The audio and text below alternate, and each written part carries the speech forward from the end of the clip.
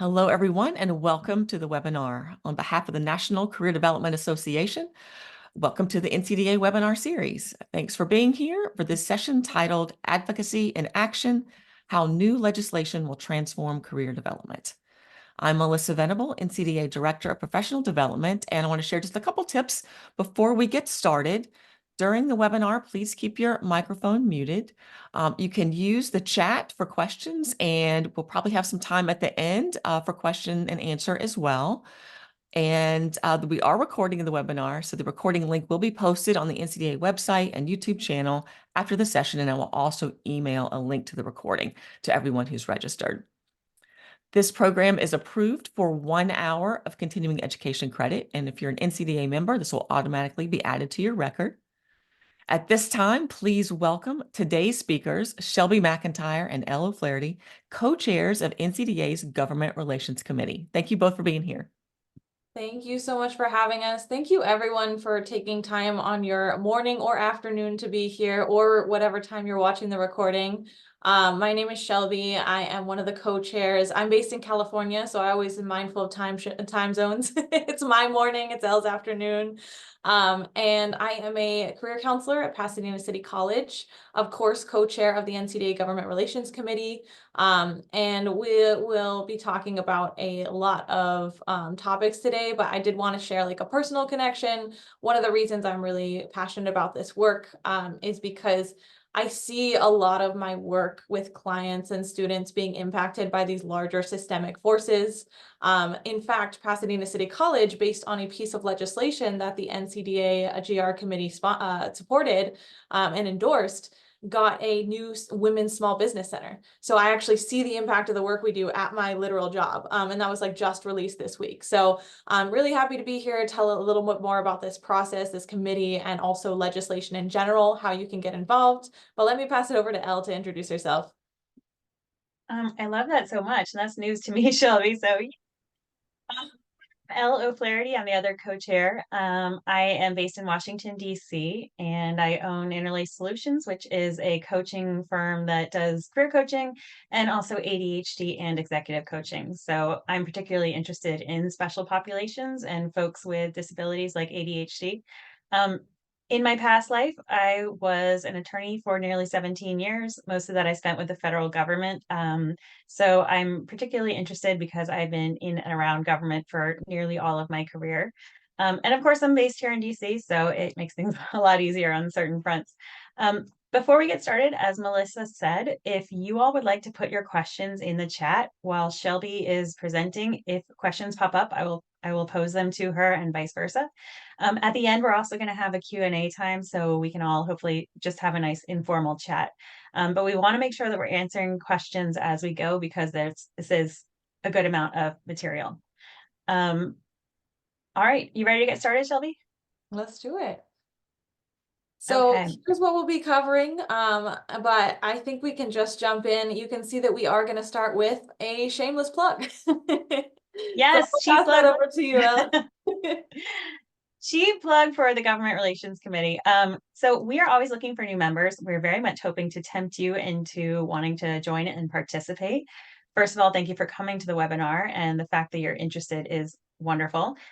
We also work quite a bit with the state CDAs. And so if you are working on government relations for your state CDA, absolutely. Please, if you'd like to get more involved, do. If you're already involved, thank you. And there are a couple of work streams I'm going to show you where we particularly could use some help. So if you're tempted, oh wait, sorry, Shelby, can you go back to? Oh, yes. And then one before it, we're still at the shameless plug. Did you want the work stream slide? This one?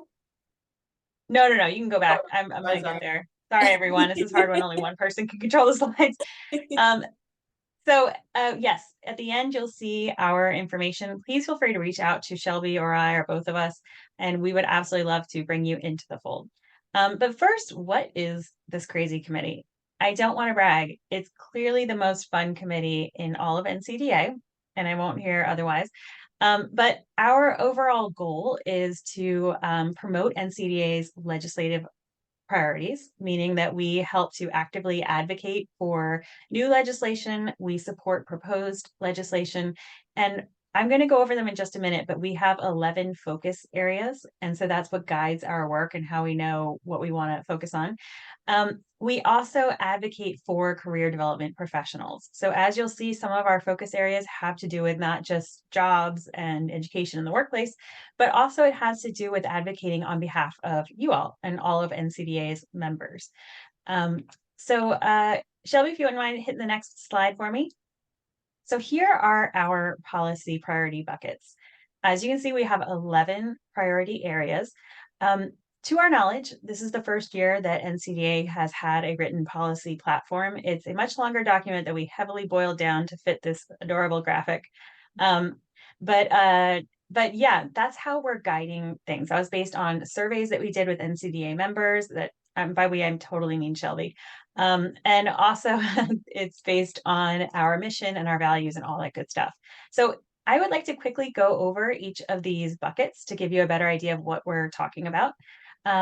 So each of these buckets, as I said, is a policy priority area. And within each area, we have a focus.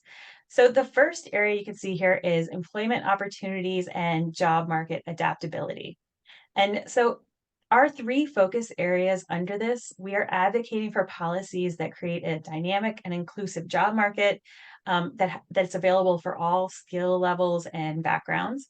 We're also pushing for legislation that supports job transition programs, particularly for folks who are in declining industries or those impacted by automation or digital transformation, or our AI overlords, who I'm sure at some point will take over. And then finally, our focus is collaborating with federal agencies to develop and promote initiatives that help match job seekers with opportunities. So these are really foundational things for all career development professionals. Our second area that Shelby kind of alluded to, it sounds like we had a win, yay, student career services, and we have 4 focus areas under that. The first one is to educate policymakers and advocate for these types of services for students, all the way from early education through college graduation, master's degree, whatever people might have. So we're really looking at the entire spectrum and trying to advocate for having professionals like us in those educational settings. The second one is specifically advocating for K through 12 settings and making sure that those kids have access early and ideally often to our colleagues. Then we are also specifically advocating for high quality career services in higher education. And each of our focus areas talks about high quality career services. We want to make sure that people are trained, ideally that they have NCDA credentials and that they are really offering good value and good services to students. Then we are talking about advocating for career services in higher levels. So could be graduate, could be professional school, like law school, medical school, all that good stuff. And then finally in vocational programs, community programs, and additional services. So as you can see, we're trying to be very expansive and inclusive. Our next policy area is professional accreditation and certification standards. Certainly, I'm sure we have all come across that there's a variability of the services that some people are receiving based on their credentials and training. So we're really lobbying to make sure that's kind of evened out and that we're able to protect our profession and as well as our clients and students who are receiving services. Then advocating for access to professional development. Often that's in federal grants or subsidies to try to make sure that career development practitioners can continue to learn our craft and be very up on current labor markets, all that good stuff. As well as workforce development and education. So this is collaborating with federal agencies, particularly the Department of Education and Labor, to integrate career development into national education policies. It's really interesting. There has been a movement to open up career coaching and career counseling in lots of different settings under federal programs and state level programs. So we're seeing a lot of movement on this, which is exciting. Of course, equal opportunity and inclusion, legislation that ensures all individuals, but especially those from underrepresented and marginalized groups, have equal access to career development resources. Also advocating for protections for workers from discrimination, especially again, those from underrepresented and marginalized groups. Our seventh policy area is for special populations. And this is when we're advocating for legislation and programs that support these populations, including military veterans, folks with disabilities, reentering formerly incarcerated individuals, immigrants, and other groups. Then we have one focus area for mental health and career development, and that's pushing to integrate career development as part of a broader mental health and well-being initiative at the federal level. Now we are, of course, under the American Counseling Association. NCDA is a sub-organization under that. So we already consider ourselves to be an important piece of the mental health picture, but we want to make sure that that is being recognized in laws and statutes. Then funding for research and innovation. And I would also argue that making policymakers aware that NCDA is here and that we are a repository of research and information, especially when it comes to careers and the labor market and all that good stuff. We are a nonpartisan group, and that's very important when we go out to meet with policymakers so that they see that they can rely on us as sources of information and we aren't just asking them for things. Then finally, data privacy and ethical compliance. Of course, we have strong rules of ethics that we want to follow, and we're also interested in anything that will support that and anything that helps with our data privacy for our practitioners. So there's a lot there. We really spent quite a bit of time writing this and making sure that it was, fulsome. But this has given us a great direction to decide which legislation is important we follow and what we're interested in. All right, Shelby, can you go to the next screen? Yes, I will. And I just want to add, since we went through in a particular order, this was probably obvious, but these are not priorities in a prioritized list. So these are all equally weighted buckets, right? So even if ethics and privacy or small businesses are at the end, we know they're not really at the end or at the bottom, right? So we are advocating as these things are emerging in the federal conversation. So just in case you were like, why didn't they get to research until the end? Don't worry, that's still one of our key priorities. So these buckets are weighted equally. Just wanted to mention that. Thank you. Absolutely. And I think I might have missed small business, but we mean that not just in the sense of supporting workplaces that are small businesses, but also a lot of our practitioners, particularly in the private sector, are small business owners like me. And so we want to rules and things that will support our members who are small business owners. So we broke down our policy areas and how we want to attack them, if you will, into these work streams. And so these are the main work streams of the committee. Again, the most fun committee at NCDA, not to brag, but so as you can see, Shelby and I here are the co-chairs. We are kind of doing the overall coordination. We drafted the initial platform and got it approved by the committee and the board. We really work as a committee. And so Shelby and I don't develop things in a vacuum. Everything is agreed upon by the committee. We have everyone interact. So if anyone wants to work with us, it's pretty cool. You have a really big influence on what we're doing and what we're focusing on. We have state coordinators and they are amazing. Right now, we have a really strong core group of folks who are leading that. They have quarterly meetings with people from each state that's represented. If your state is not represented, we would absolutely love to get a representative. So please feel free to reach out and contact us about that. And they do things like supporting states in how to advocate on the state level, making sure they're aware of what's happening on the federal level. There's a weekly email that goes out, so everyone's in good communication. But they are really like a powerhouse right now, and they're doing wonderful things. The policy work stream, we've done quite a bit of work there, as you can see from laying out our platform, and then also identifying legislation and regulations that we want to make sure that we're working on. Our liaison, we could absolutely use help with this area as well. This is a liaison who connects our committee to other NCDA committees and also our committee to other organizations. As we said, we are a sub-organization under ACA. They do quite a bit of advocacy on their own, and so we're very connected with them. But we would love to be even more coordinated with other groups who are working in this space and hopefully have a louder voice. Then communication. And I will say Shelby has been a powerhouse on this one as far as updating our website and making sure that we're getting information out to NCDA members. But we would love if anyone out there is really interested in communication and would like to help us on this, that would be wonderful. Hill Day is a really, really fun event. It happens in about 2 weeks. Our first day is, Shelby, correct me if I'm wrong, but I think the 15th. Yep. It's in the past, it's been a 1-day event where we go to Capitol Hill in Washington, D.C. We have mostly folks from our executive board, but other people are welcome. Shelby and I will be there this year as well. And we go to individual senators and representatives' offices so that we can make sure they know that we're here and that we can advocate for certain pieces of legislation. This year, we went nuts and expanded it to 2 days. So the first day in the morning, we're going to have a training, sort of advocacy 101 best practices. And then in the afternoon, we're going to start meeting with some of these folks. It's always a big effort. If you if you volunteer for it now, I'll tell you what, you're going to be really thrown into the wolves. But we would love help with Hill Day 2025. Then we also have awards. Again, we've finished this for this year. We chose our our awardee, and that person will be given their award during the conference. That's typically like a senator, representative, someone in their office.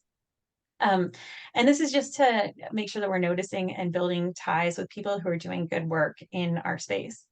And then finally, conference. And Shelby's going to go into way more detail about this in another slide. But we do make sure we have a presence at the conference, including having one of our committee meetings, which you are very welcome to attend if you're going to be at the conference. And then also we have a meeting where we update members and also kind of let them know what we're working on and what we'll be doing in the future. So that is a very quick and dirty about what the Government Relations Committee is. Shelby, can you go to the next slide, please? Yeah, and I just wanted to give a little bit more. We don't want to take too much time on this, so I'll cap this off at 2 more minutes about NCDA Government Relations Committee, and then we'll also talk about whether or not you want to join the committee, what else you can do to be aware and involved in advocacy. But these are the key areas. You can see this on our website. But essentially, like the basics of what we do, these are our areas. Separate from the policy areas, these are the areas the committee covers. And then we do have active partnerships. So we partner with a lobbyist expert in DC, and we also partner with the American Counseling Association, which has 3 full-time staff members who do government relations work. So we're trying to keep up in our volunteer and lobbyist basis. And then we do a meeting every month. So the 4th Tuesday at 2 p.m. Eastern is where we're currently doing it. Elle already mentioned our quarterly state contact meetings, and our state coordinators also send out weekly emails to our state contacts, and then our annual Hill Day. So we basically talked about these, but this is the basics of like what we're doing on a yearly basis. And then here's some of the updates that we have done. So obviously we maintained our partnerships, the platform that Elle talked about. If you want to see it in written format, it's actually on our website. These are some of the public statements and supported legislation, but I actually want to show you live what this looks like. So if you're on the NCDA website and you go to the advocacy tab, a lot of this stuff is us. So like I said, the key areas are going to be on our homepage. So you can see our key focus areas. You can even find the Zoom link. We want it to be easy for you to join us. But I also did want to highlight, we do have some alerts, news, and reports. We do have just from last month, our March report from Lobby It. So you can download that here under reports, and you can see we are going to, in this webinar, talk a little bit about WIOA. But if you, the Workforce Innovation and Opportunity Act, I should stop just using a shorthand.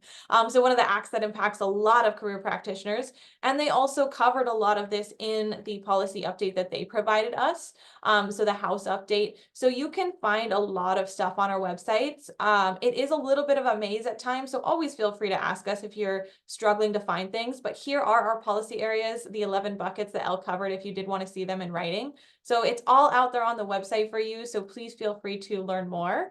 But like I said, I promised you we'd only take 20 minutes on the committee. So let's jump into some of the other stuff we wanted to cover. I did want to start with why advocacy. If you're here in this webinar, you probably already have some sort of inkling or interest in at least being aware, if not actively advocating. And I would argue that awareness is part of advocacy, right?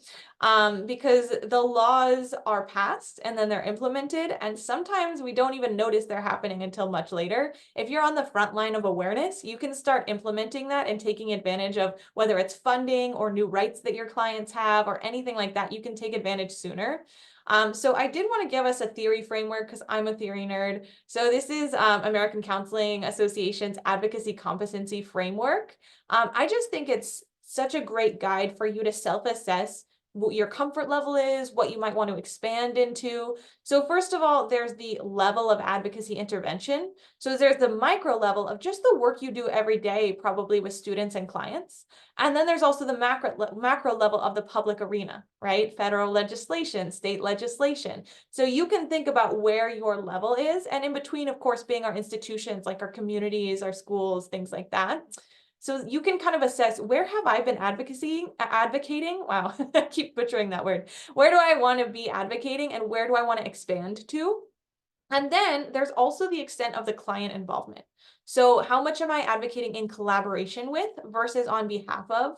And we do want to be aware of on behalf of as well, and recognize that when we are advocating on behalf of, we want to get consent, right? And we want to, if we're doing an amalgam of clients, right, we can keep in mind some of the issues that our clients pervasively are facing and be on behalf of. But if we're advocating on behalf of one individual client, we want to make sure consent is happening there. And then also the focus of your energy.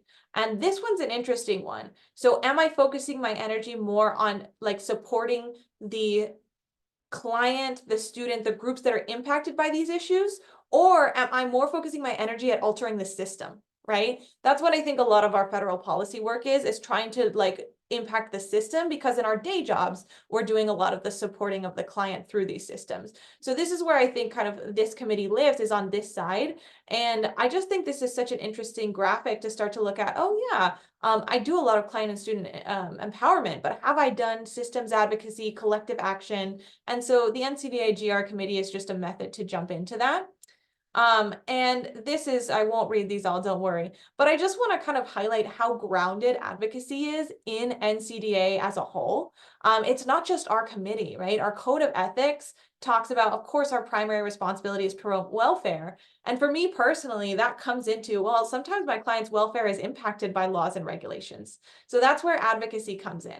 And you can see in our standards, we mentioned in an individual, group, institutional, and societal levels, right? So again, you can decide what you have capacity for, but NCDA GR is a vehicle to more on the institutional and societal level have that impact. Here's why I mentioned confidentiality and consent. I also thought personal public statements was an interesting, relevant one, because Elle and I have our own personal politics, and then we work on the committee on a nonpartisan, bipartisan basis. And I think that's just important, that we can still share our own input and have our own opinions, but when we're on behalf of the committee, we recognize that those are, you know, those are us, not NCDA. And when we're speaking on behalf of NCDA, we get approval from the board and our committee, and we're very collaborative in that way.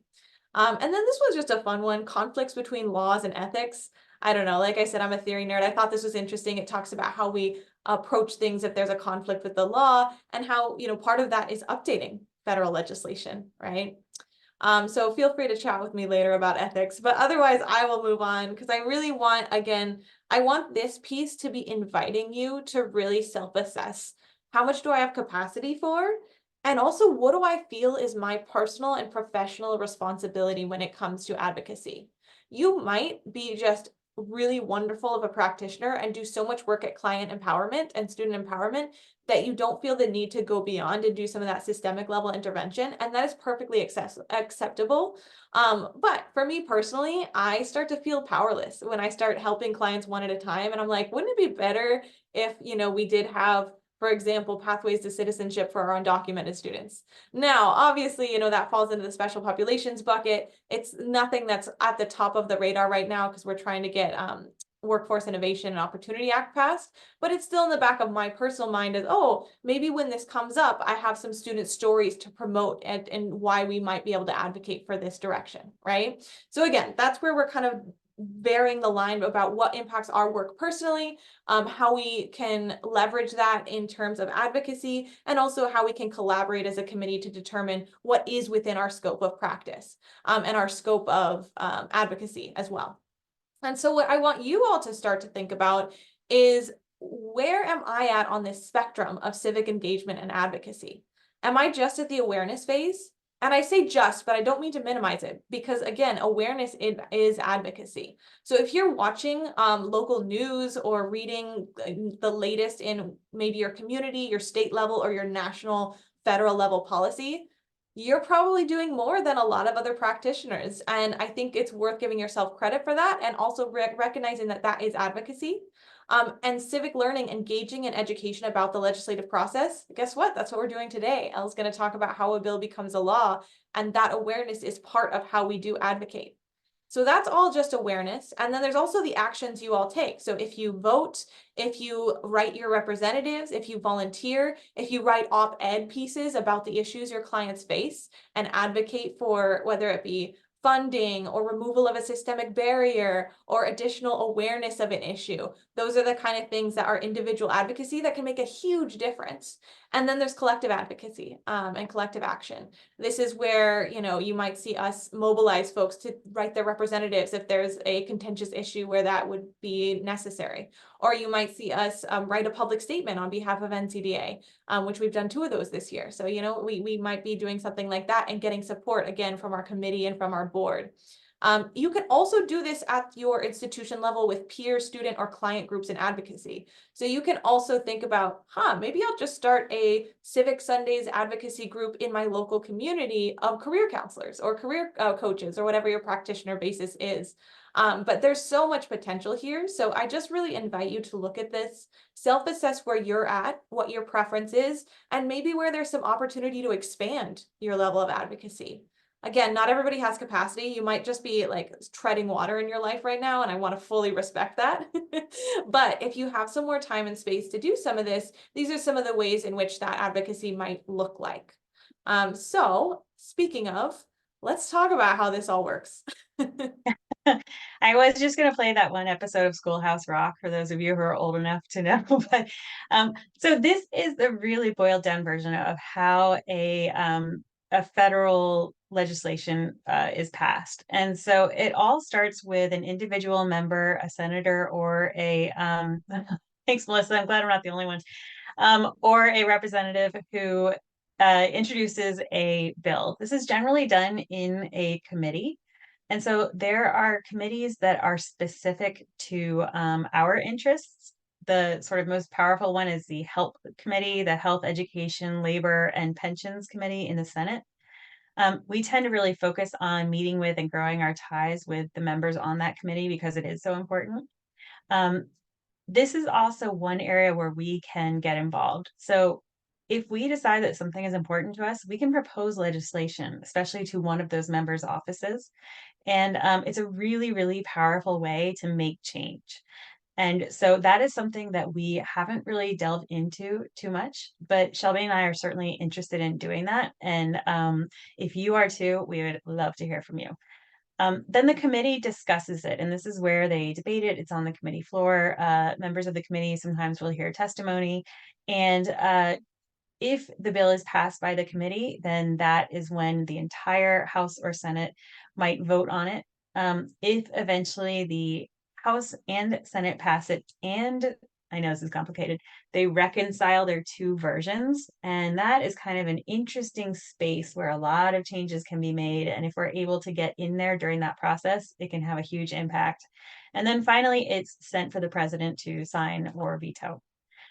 So as you can see here, there are lots of touch points when we can be involved. Everything from asking for legislation to asking for amendments to writing letters of support. Up until this point, to our knowledge, we've been doing more sort of letters of support and then asking for kind of specific tweaks on legislation. As the committee becomes a little more seasoned and as we grow our know-how, we're really hoping to get more and more involved. But this is the basic of how that works. And then the other thing we really want to get involved in, so a federal statute is this legislation, once it goes on the books and it's being implemented, the statutes, I kind of think of it as like the outline when you're writing a paper. It's pretty general. There are a few specificities, but not that many. But where the rubber really tends to hit the road is when the executive branch writes regulations to implement the statute. And that's where all the details are spelled out. And there are lots of interesting changes that can happen there too. So on this next slide, I'd like to show you that process of how regulations are written. I used to do this in my former life, and so it's a long process, but you can see here that once the legislation is in effect, usually there's a time period for implementation, and that's when whatever agency or department is tasked with implementing this statute, they start writing regulations, which spells everything out. There's a public comment period, and all of this is published. It's all public.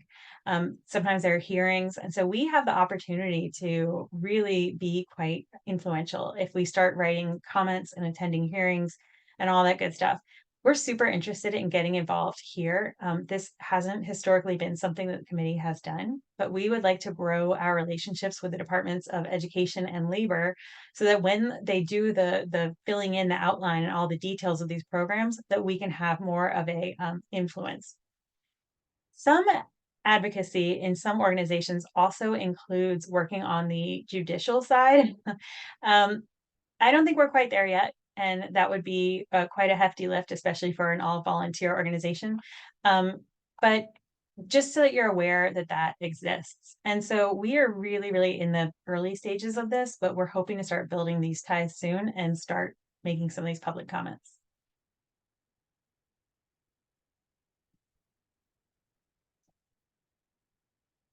All right, I lost my unmute button. Thank you all for being patient for that gap. So we did want to highlight some specifics of what we've been looking at. It changes so quickly, and actually we'll be doing a little demo to show you how quickly things might change. And then also some things are slow. Some things, it gets sent off to a committee and then you have to wait till the next year. So I really want to just highlight Elle's expertise as a lawyer with experience in this area. Me coming in as a career practitioner with absolutely no public policy, legislative government work. I took political science in high school and not in college probably. So like that's my that's my level. And I want to highlight that because one, we're a very open committee, and two, there's a lot to learn that I think helps make you a better practitioner. So even before I talk about the ones on this slide, I was actually just looking at the example I shared in the introduction that again just happened this week. So Pasadena City College is a community college, and as part of our non-credit office, we have a small business development center, which I already know is a federally funded program that's open to the community, and I refer my students there. But at the same time, we were just looking at a bill that was looking at differentiating and providing more high-touch support for women-owned small businesses. And right after we talked about that in our committee, we also saw that Pasadena City College has a women's business center that's going to be opening soon as part of that small business development center. So again, I just wanted to start with that example as something that basically is possible because of the work we do. I was pulling up an article. I think I'll just show you all as a little snippet. So bear with my screen moving around a little bit. But yeah, essentially, we are going to have one of the first of its kind Southern California educational institutions that offers this kind of support.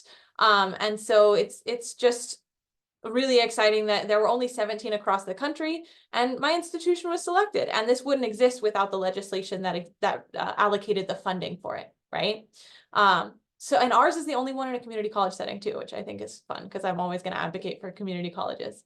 But all that being said, that's just like a personal example of how this key legislation can impact us in different ways. So I know everybody watching this and attending has different work sites. Some of us are private practitioners and you're like, okay, community college, that's cool, but that doesn't impact me. So we're going to talk about some key legislation that might impact you. And then really what I'm going to do is a tutorial so that you can set specific alerts about the legislation that's going to impact your work setting the most, right? Because if you're in K-12, if you're in a Veterans Administration career counseling office or a one-stop center, different things might impact you different ways, right? And that's why we have 11 policy areas, because we know we're such a robust organization of practitioners. So one that does impact quite a lot of us is the Workforce Innovation and Opportunity Act. I've mentioned a couple times already, WIOA. It is a law that has existed for quite a while, but it's been reauthorized with different edits and things like that. So before I worked at PCC, I worked at an organization that was primarily WIOA funded, so I'm very familiar with it. And basically, this legislation has passed in the House, whereas in the Senate, there's a little bit of a sticking point. And the sticking point you can see here, it's about these wraparound services. And should those include things like daycare, transportation, and groceries, right? So Senator Bernie Sanders is advocating for that, but it's getting some pushback. And so that's, again, where we have our lobbyists kind of playing a role. They might be able to share more about the work that we do. So, you know, for example, let's say you're not part of the committee, but you want to have an impact here. One example that comes to my mind is like an op-ed. Maybe you've worked in a setting where you did have additional supportive services funding, where you were able to support like daycare or transportation through your organization separate from WIOA. You can write an op-ed about how that might have changed your client's ability to search for a job or sustain themselves in their employment, and advocate for that to be included, right? Or if it doesn't pass, we could look at, okay, why did that not, and again, WIOA is probably going to get reauthorized, but the details of it, right? Like I was talking about when the regulation comes through as well, like how it's implemented, that's where there's a lot of flexibility and change. So that's a little bit of where we're at right now with WIOA, but it's very much top of mind. We were just in our committee meeting discussing it last week. So more to come. It passed in the House, but it's kind of greasing the wheels, or the wheels need to be greased a little bit in the Senate. And then the Skills Investment Act is one that actually a representative's staffer reached out to Deneen, our executive director of the NCDA as a whole, and asked us to sponsor it. So that's another thing. We have a lobbyist doing work, and then sometimes we have people who come to us because of the reputation of our organization, which, by the way, is very awesome and a thing that we utilize quite a lot, right? It's what a prestigious reputation NCDA has through all of your work. And so they're reintroducing the Skills Investment Act. This year it's been called 3816 in the Senate. And basically, I put a lot of text here so you can read it. But the idea is that educational savings account have certain restrictions and limitations, and they're trying to redefine that to be more of a lifelong learning account, so that it can also include funding for in-demand training, different types of education, and just expand our definition of what an ESA, an educational savings account, can cover, as well as the tax credit for employers who invest in this. So just an interesting one. This is an example of one that isn't moving too much. It looks like it got referred to a committee and is going to be a little bit away from action, but still it's been reintroduced. And so we want to keep an eye on that. And then this one's back from October 2023, and this is not actually from the House or the Senate, but executive orders also exist and can play a role. I was recently doing a project with Melissa, actually, from NCDA about our professional development, and AI is such a hot topic right now. A lot of our members are bringing up what's going on with AI. Is there any legislative protections? And so I did want to quote from the executive order. It does have some specific language around mitigating the harms and maximizing the benefits of AI, addressing things like job displacement, labor standards, and data collection, which you'll notice all three of those are in our policy buckets. So I just think it's really interesting. Even something back from October is still going to be impacting us. That's an executive order. We might see legislation come out, but that's all we kind of have right now. But what I really want to spend your time is using GovTrack. And this is a website that I think I've seen before, but it was so complicated, I was scared of it. And then Elle showed it to me in the really user-friendly way. And so I'm hoping to do that for you all today. But if you have follow-up questions, go to Elle. She's the guru, I promise you. So this is GovTrack. If you literally Google GovTrack, you can find it. It's govtrack.us. And literally, it's all about making this process more transparent and making government more open and accessible. And there's quite a bit of ways that you can use it, as you can see.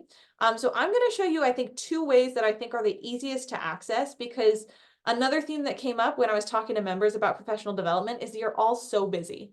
And I recognize and validate that. But if you have more time to be aware and get involved, one way is literally just find legislation that affects you. you can specifically focus on an area. And so I, as an example, am going to go to employment, which I believe is under labor. Yep, labor and employment.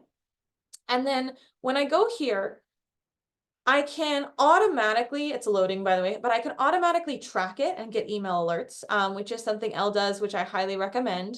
I also wanted to really emphasize the categories and subcategories. So if you're like, well, I don't want everything labor and employment, but maybe what I really care about is maybe I work at a nonprofit for folks with disabilities. So discrimination and employment rights is at the top of my mind. So maybe that's the subcategory that I really focus on. So you can honestly find your niche. You don't have to, be overwhelmed with emails and bills. Or women's employment, right? Maybe you work specifically in a private practice that empowers women. And so you can focus in on that. Maybe you work with long-term unemployed, so you want to focus on unemployment. So I won't give examples for all of them, but that's one of the ways that you can look at the subcategories within the category of labor and employment. I also want to show you education is another separate section. And so you can also find the areas that you exist. So I could, as a higher education practitioner, set an alert for anything higher education. It might be career, it might not, but it might impact my students. So I want to be aware of it. So again, we can kind of find our own niche and figure out what you want to set alerts for. And so let's actually look at this a little bit more. So that's how you can find categories, you can track, there's all sort of filters. But I also, one of my favorite things that Elle showed me is if you just go to bills and votes and then bills and resolution, it shows you the most current stuff. It literally says coming up, and these are scheduled to be looked at by the House or the Senate in the next couple of days. And so you can start to identify, are any of these of interest to me, right? So some of them might seem totally out of the scope of your role. But let's look at this one, Veterans Economic Opportunity. Okay, that might be career related because economic opportunity. So we can click on it and you can see quite a bit of robust information when you click on the bill. You can see a bit about who's introduced it, the sponsor. You can also see the history of it. You can, oh, I'm getting ads. Sorry for the pop-up. Okay, you can see a summary of what it covers. So let's see if this is career related. All right. Oh, it does say education. And just one thing, sorry, Shelby, these summaries are written by the Library of Congress, and so they are also nonpartisan. And so it's kind of helpful just to know that where this is coming from. Yes, no, thank you for adding that because, if you were to Google summary of upcoming bill or summary of HR 3738, you might get journalist perspective, you might get certain advocacy groups perspective, and it's great to take all that in. But if you're like, what can I see that's coming from the source? Library of Congress, you don't really get more source than that, I would say. I can see employment programs and educational assistance are in here. So that might be relevant to me. I might add an email alert, or I might see, okay, well, what's happening? What's happening with it? So I can go back and figure out the status. Okay, it was introduced in 2023. Why is it on the coming up list? Elle, you might be able to help me with this. I think because it's going to get reintroduced. It's scheduled to be discussed on the floor. Thank you. Yes, see, like I said, she knows more than me, and this is why we are a team. And if you don't know and you're using this website, you can always bring an issue to us at our committee. Our meetings are very productive, but we tend to try to leave some time for people to bring up. We actually have a standing agenda item for members to come to our committee and bring up any law that is on their radar that they think should be on our radar.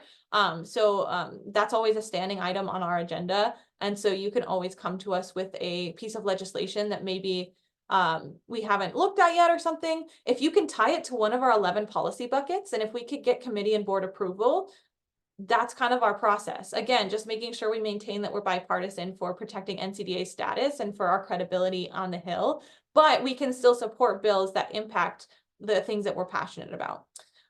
So I think that's mostly what I wanted to show you. It's basically, again, you can go on the homepage and search by topic. You can see what's coming up, whether it's going to be discussed on the floor or reintroduced or whatever it is. Oh, and yeah, it says right here. There we go. You can see where it's going to be. Okay, it's in the House versus the Senate.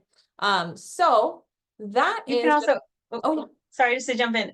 You can also create a free account, and that allows you to set those alerts either by topics, or you can set alerts for individual pieces of legislation or for your policymakers, so your own senators or whomever that is. So this is great for if you want to do some advocacy work. It's also great if you want to be that person who's in the know in your workplace or in your state CDA. So anyway, just No, I wanted to let really you know about appreciate that. you bringing that up because I didn't even mention that it was free. Some of you might be like, what is she selling? No, this is a free account, by the way, and these email alerts are free. This is provided by the government. And yeah, I think that's another key thing is you can see each of these has a little headshot, right? These are our representatives. So you can also track in your state or for your representatives who is bringing up bills. And also if there's someone you want to personally support when you vote or get your colleagues to support, right? So perfect. Thank you all for bearing with my little run around of a demo. And now I am sharing when I want a slideshow. Okay. Thanks, y'all. So those are just a few examples of key legislation, but we really just want to emphasize there might be something relevant that we didn't cover, right? I didn't talk about K-12. So if you're in K-12, check out GovTrack, see what's on the radar, and feel free to bring it to us so that we could potentially write an endorsement statement or send in our, say that we support it and give that to the staffer and a member that's supporting it so that they can put our name on it, right? And that carries some weight. A partner, it's not really a partner, but lobbyists are lobbyists. They look a lot at Advanced CTE, which is an organization that really works towards promoting CTE programs. A lot of stuff has both our names on it, right? So we aren't partnered with Advanced CTA, but we kind of use them as a precedent sometimes, or at least Lobbyit does. And we can find other organizations that have similar missions to the kind of work that we do. So all that being said, that's some of the key legislation. I did want to save some time for questions. Oh, good. We've got about 10 minutes. But before, I also wanted to, just like Elle said, promote June 27th is like NCDA Government Relations Day at the conference. If you want to be with us from 12 to 4:40 p.m., you can do that. We've got a whole afternoon planned for you. So the rooms have not been assigned yet, but we really do hope to see you in San Diego at the NCDA conference. And June 27th is, I believe, the second or third day of the conference. So committee meetings are happening from 12 to 1:30. So our committee will be meeting. We are going to have Lobbyit, our representative from DC, there with us. So you can also come and ask questions as well. Then we are going to present our updates. So kind of like we did here, we mentioned a few specific things. We're going to talk about from the whole year. So from that October AI executive order to anything that we've had a push on or had an influence on, we're going to cover all of that, anything that impacts our members.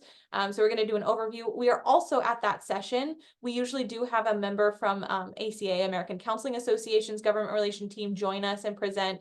So it's just really nice to meet everybody who's part of this team, whether they're on our NCDA GR committee or a partner organization. We try to bring everybody there to that session so that we can collaborate, as well as all the state work that's happening. There's going to be a session here on the state work, and then the states, thanks to Ohio, huge shout out to Dr. Talley and Sarah Jan Tosh in Ohio. They also got selected for a presentation that's literally called Creating Spaces for Advocacy Within State CDAs.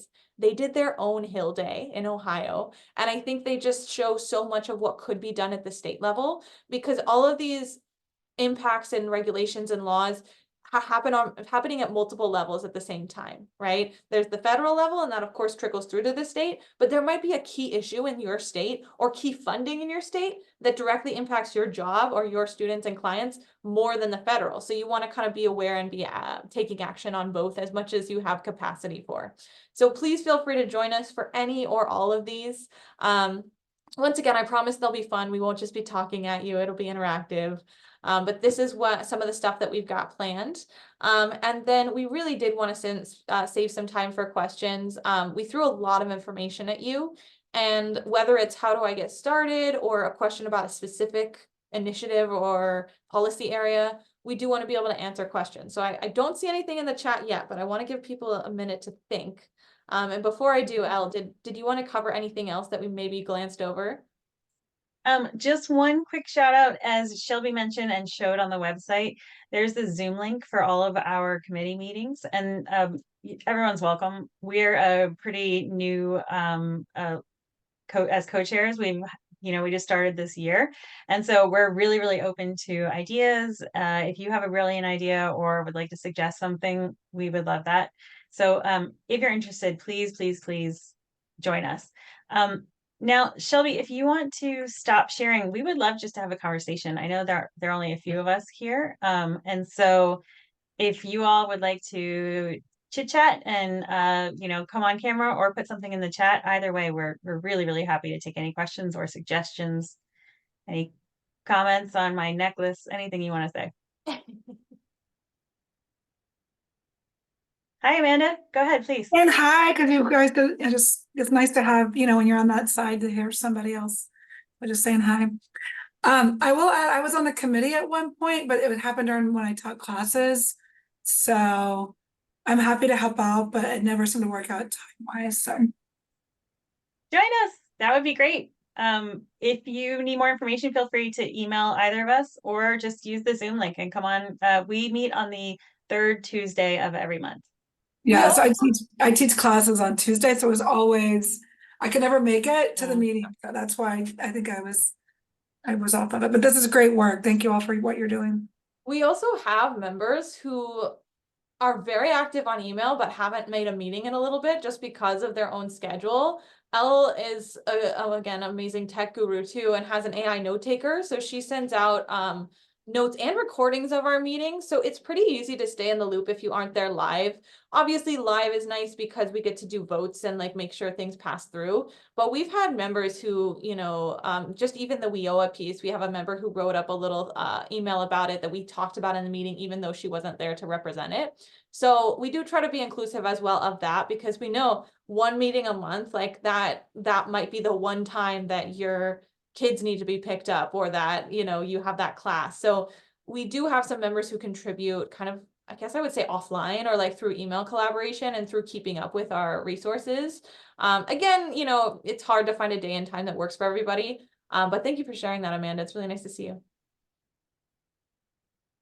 Yeah, we also we've been trying to sort of push technology forward. So we have a listserv if you're interested, so you can get our emails and our newsletters and things. And then we also have a shared Google Drive. We're open with all of our stuff. So if you want to be a member of that as well, you can take a look at things in real time as we're creating them. Thank you. I would like to add, since we've got a minute here, just a plug for working with Elle and Shelby. I've worked with them in different ways across NCDA's different initiatives and projects, and they're wonderful, wonderfully talented, and just great collaborators. So don't hesitate to reach out with any questions that you have about the committee or what NCDA is doing as far as advocacy and government relations are concerned. Yeah, and honestly, while we're kind of sharing takeaways and plugs, Elle wrote a couple of different pieces in both Career Convergence and the Career Development magazine that had links to tangible resources, kind of step-by-step guides.